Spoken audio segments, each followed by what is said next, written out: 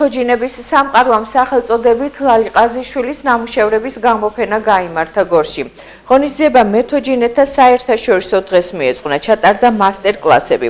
აქტივობებს გორის ახალგაზრდულმა ბიბლიოთეკამ უმასპინძლა. ცნობისთვის მეთოჯინეთა საერთაშორისო დღე პირველად 2003 წელს აღინიშნა.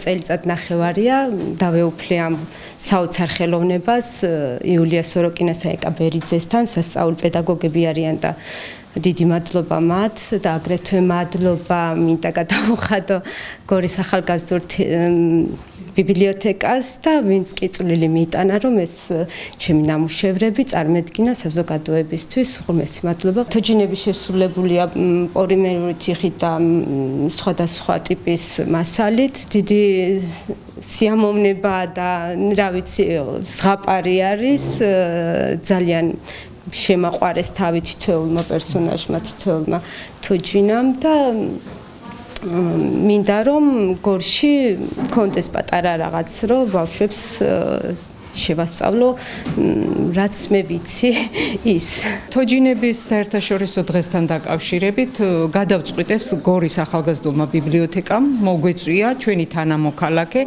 ლალი ყაზიშვილი 6 შვილის დედა რომელიც ასეთ ძვირფას ნამუშევრებს ქმნის ჩვენი ძირითადი მიზანი იყო გაგვეცნო ჩვენი მოსახლეობისთვის როგორი დიდებული ნიჭიერი ქალბატონი ყავს. მე მგონი რომ უფრო განვითარდება მისი საქმიანობა და ესე ჩვენთვის დიდი ის იქნება რა დაფასება ჩვენთვისაც და ამ ქალბატონისთვისაც, იმიტომ რომ თითოეულ ნამუშევარში ძალიან დიდი შრომაა ჩადებული.